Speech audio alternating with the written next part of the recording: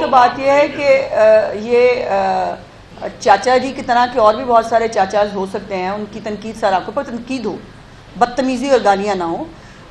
तो ये और ये ट्रेंड बनाना, उसको उस बदतमीज़ी को प्रमोट करना, ये बदतमीज़ लोग ही कर सकते हैं। एक बात आपकी दुरुस्त है कि ये बढ़ती हुई जो बिजली की कीमतें हैं और पेट्रोल है, ये यकीनन एक कंसर्न का बायस है तमाम हुकूमतों के लिए। यकीनन वफाकी हुकूमत भी अगर ये बिजली की कीमत में इजाफा हुआ या ये पेट्रोल की कीमत में, तो ये कोई चॉइस नहीं है उनके पास, तो ये कोई हुकूमत खुशी से तो शौक से तो नहीं करेगी ना। तो ये इसलिए ये जो IMF का एक प्रोग्राम में हम हैं जो बहुत सख्त प्रोग्राम है, और वो मज़ीद सख्त हुआ जब इमरान खान ने एक IMF का प्रोग्राम तोड़ा। आज वो प्रोग्राम 10 गुना ज़्यादा सख्ती से हमारे पर जो है वो लागू है, और किसी भी तरह की सब्सिडी, किसी भी तरह का रिलीफ जो है वो नहीं दिया जा सकता। लेकिन दुआ है कि अल्लाह करे ये जल्द अज जल्द IMF का प्रोग्राम ख़त्म हो, ये आखिरी प्रोग्राम हो जिसके लिए प्राइम मिनिस्टर साहब बहुत कोशिश कर रहे हैं, ताकि उसके बाद गवर्नमेंट अपनी मर्जी से जो रिलीफ है वो आम आदमी तक पहुँचा सके। मैडम, गुजारिश ये है कि आपने फोकस किया हुआ है मरियम नवाज शरीफ की कारकर्दगी पर, क्या बल्दियाती इलेक्शन में कारकर्दगी लेकर जाएंगी या कोई बयानिया भी है मुस्लिम लीग नून के पास? हमारे क्योंकि बर्रे सगीर में अंग्रेज की हुकूमत की कारकर्दगी बहुत अच्छी थी उसकी, मगर एक बयानिया की वजह से उन्हें यहाँ से जाना पड़ा। पाकिस्तान में बर्रे सगीर में बयानिया बिकता है, कारकर्दगी कम बिकती है। बयानिया कौन सा की आज़ादी तरह का? हम कोई गुलाम है? फिर वही अमेरिका के सामने जो है वो हमने जाके अमेरिका साईं हमें बचा लो। तो भाई झूठे बयानिए जो है ना वो पानी की बुलबुले की तरह होते हैं, वो आते हैं और चले जाते हैं। जो कारकर्दगी और खिदमत का बयानिया है ना वो कभी ख़त्म नहीं होता। और जो आपने एग्जांपल दी भाई, वो मतलब ब्रिटिशर्स थे, वो इस मुल्क के थे ही नहीं, वो काबिज थे। भाई ये पॉलिटिकल पार्टी है जो एक सूबे पे हुकूमत कर रही है, जिसने बहुत डिलीवर किया है।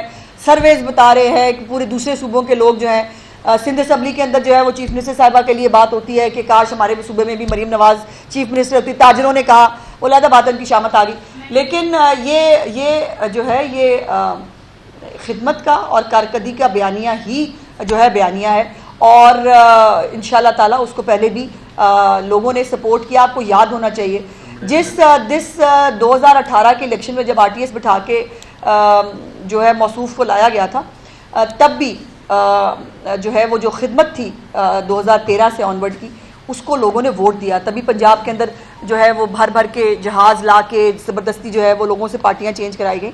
तो खिदमत का और कारकर्दगी का बयान कभी ख़त्म नहीं होता।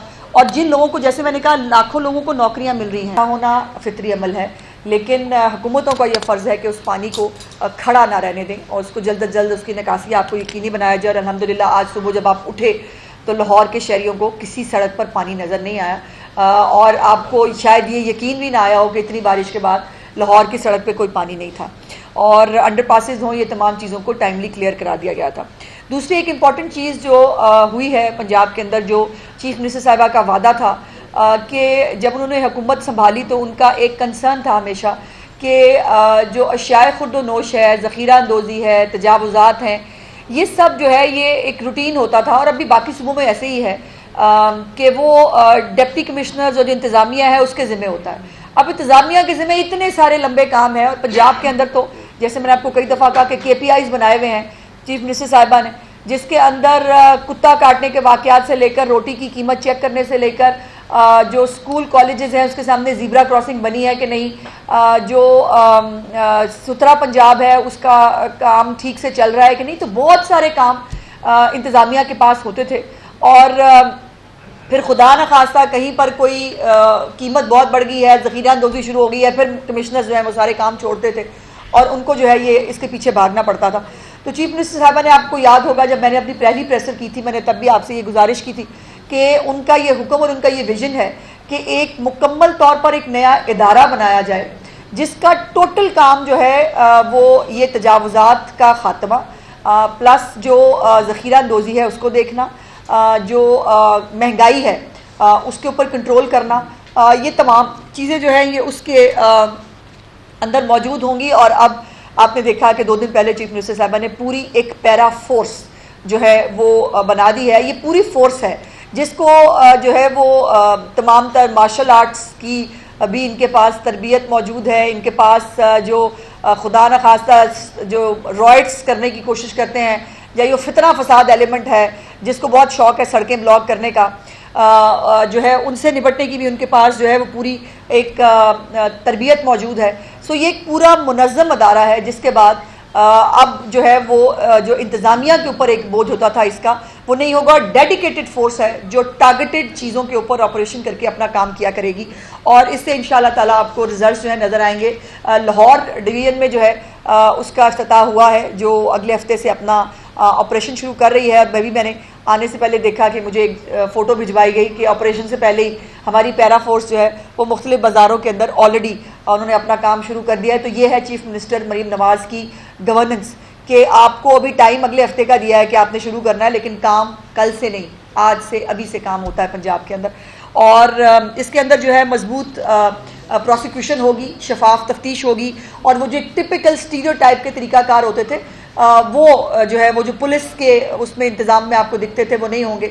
और एक ये फोर्स जो है ये हर तरह से इन्वेस्टिगेशन सेल इसका अपना होगा, इसकी ये पूरी तफ्तीश करके पूरे मुल्ज़मान को जो है वो कटहरे तक पहुँचाएगी और दिसंबर तक, अगले 3 महीने 4 महीने के अंदर पूरे पंजाब के अंदर ये पैरा फोर्स जो है इसको जो है वो इनॉग्रेट कर दिया जाएगा और ये वहाँ पर अपना काम करेंगे। 50,000 से ज़्यादा तकरीबन लोग होंगे जो इस फोर्स को ज्वाइन भी करेंगे। और ये साथ साथ जो है इससे आप अंदाज़ा भी लगा सकते हैं कि ये पैरा फोर्स है, ये EPA की एक फ़ोर्स बनाई थी जो एनवायरनमेंट के हवाले से चीफ मिनिस्टर साहिबा ने, और सुथरा पंजाब और मुख्तलिफ इंटर्नशिप्स प्रोग्राम, लाखों की तादाद में पंजाब के जो यंगस्टर्स हैं, ख़वातीन और लड़के, सबको जो है वो अक्रॉस द बोर्ड नौकरियां जो हैं वो भी मिल रही हैं पंजाब के अंदर।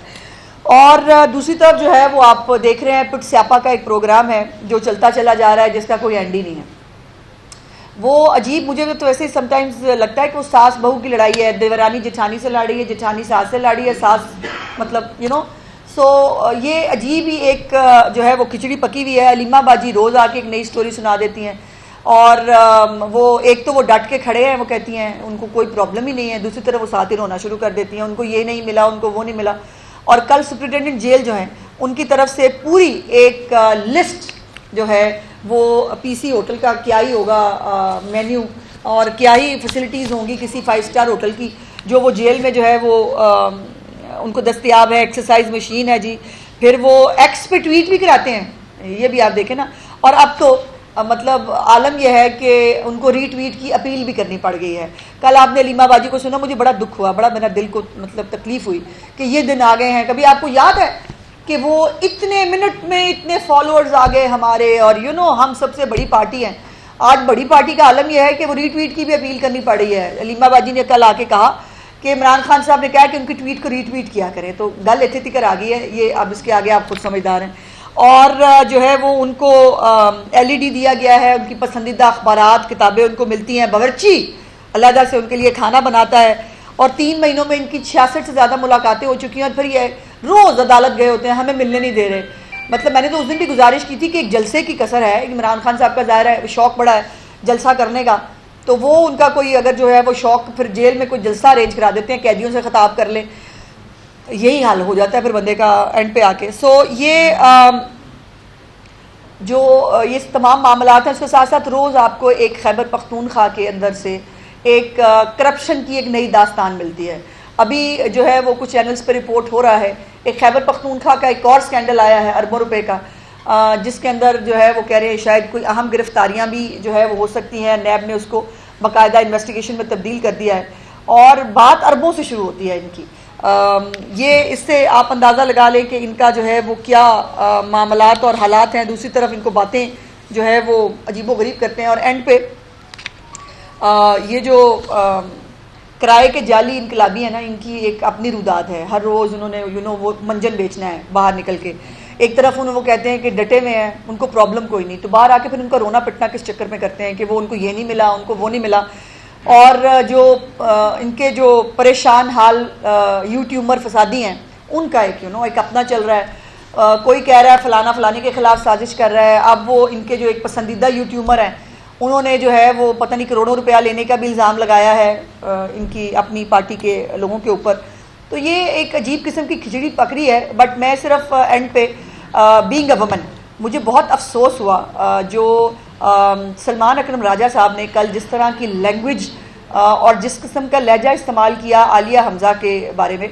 मुझे आलिया हमज़ा से 100 इख्तलाफात हैं, मेरी वो सियासी मुखालिफ हैं, लेकिन एक ऐसे सेक्रेटरी जनरल जो किसी प्रोसेस के ज़रिए नहीं आए, जो जुम्मा 8 दिन उनको जो है पार्टी के सेक्रेटरी जनरल बनाया गया है, और वो एक खातून के बारे में इस किस्म की लैंग्वेज, जैसे ऐसे लग रहा था जैसे कोई सख्त गिर थानेदार नहीं होता, और वो थानेदार जो है वो अब सामने फट्टे पे बैठा के ना किसी मुलजम को उसके बारे में, ये आंखों में से जो है वो उनकी चिंगारियां निकल रही थी, कानों में से उनके धुएं निकल रहे थे, और माफ़ी मांगे वरना हम ये कर देंगे, वरना हम वो कर देंगे।